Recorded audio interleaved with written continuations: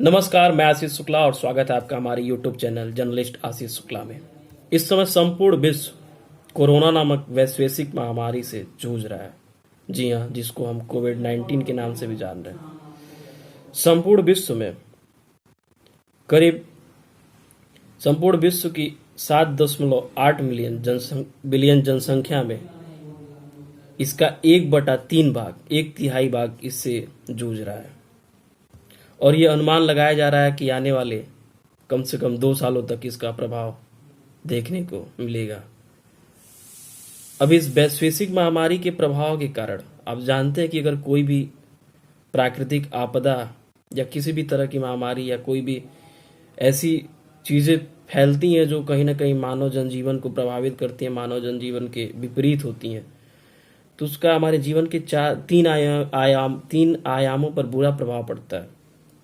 सबसे पहले सामाजिक, आर्थिक, सांस्कृतिक, धार्मिक और कहीं ना कहीं राजनीतिक। खैर, यहाँ पे राजनीति की बात न की जाए तो ज़्यादा बेहतर है, क्योंकि आज के समय की जो मूल आवश्यकता है वो है जीवन बचाना। संपूर्ण विश्व जीवन बचाने के लिए आज तत्पर है। तो अगर एक तरफ से देखा जाए आर्थिक रूप में, क्योंकि अगर अर्थव्यवस्था बिगड़ती है तो उसका प्रभाव संपूर्ण देश, संपूर्ण विश्व भुगतता है।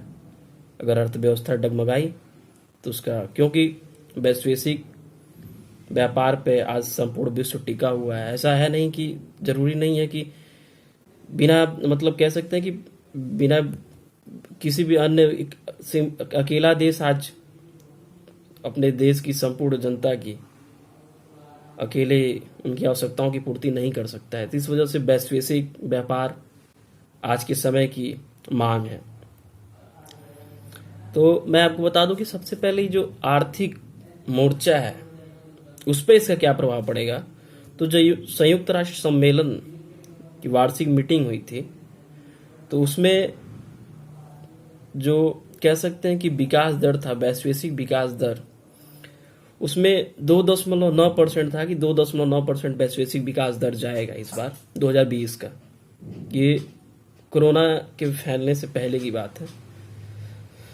लेकिन अभी जैसा कि आप जान रहे हैं कि करीब करीब 2.5 महीने से संपूर्ण विश्व बुरी तरीके से इससे ग्रसित है। संपूर्ण व्यापार बंद है, यातायात, समुद्री, हर तरह से कहीं ना कहीं लगाम लग चुका है व्यापार में, आवागमन में, हर तरफ से। या वो राष्ट्र के भीतर की बात हो या फिर वो वैश्विक स्तर की। तो इस बार जो, अब इसके बाद महामारी के बाद जो अनुमान रखा गया है वो 2% का है। तो आप सोच सकते हैं 2% के बाद अगर 2.9 से 2% पे आ जाता है तो कहीं ना कहीं एक पूरे विश्व में एक बड़ा खतरा है। बड़ा खतरा किस रूप में? आर्थिक मंदी के रूप में। जी हाँ।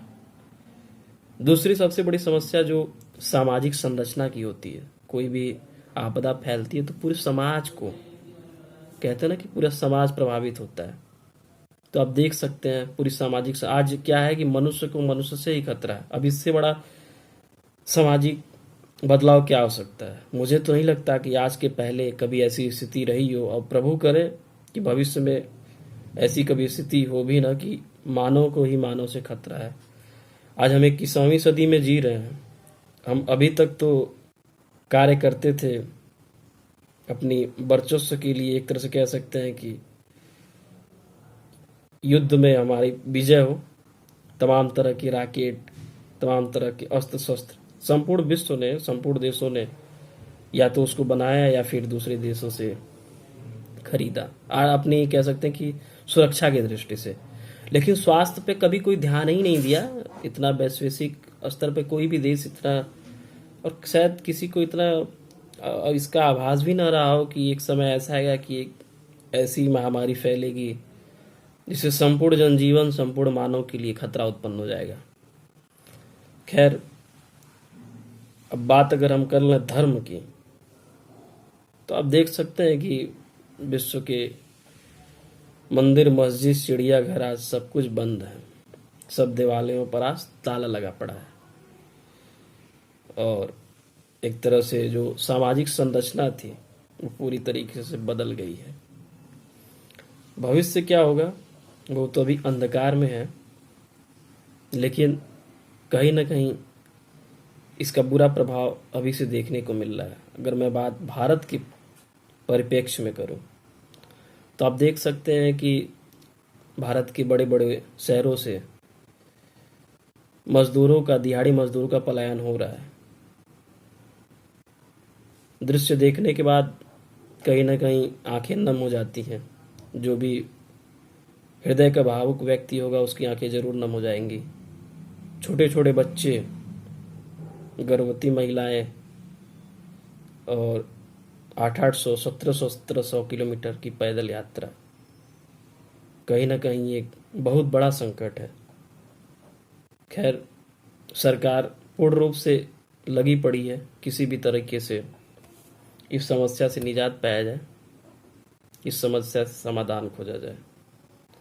भविष्य क्या होगा वो तो बात की बात है, लेकिन फिलहाल जो ये लॉकडाउन चल रहा है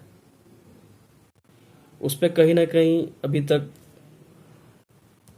सरकार के साथ साथ हमारी भी एक जवाबदेही बनती है कि ऐसी स्थिति में हम सरकार का साथ दें। ये हमारा एक कह सकते हैं जैसे आपका मौलिक अधिकार होता थी, हमारा एक समय एक मौलिक कर्तव्य है। लेकिन लॉकडाउन की धज्जियां अभी भी उड़ रही हैं, देखने को मिलता है। अनायास लोग घूम रहे हैं, उस पर लगाम लगाएं। और इसका भी मात्र एक ही उपाय है कि जितना हो सके अपने आप को सोशल डिस्टेंस मेंटेन रखें और अनायास कहीं घूमे टहले मत। और बहुत जरूरी न हो तो कोई भी प्रयोजन आने वाले साल से 1.5 साल तक न रखें।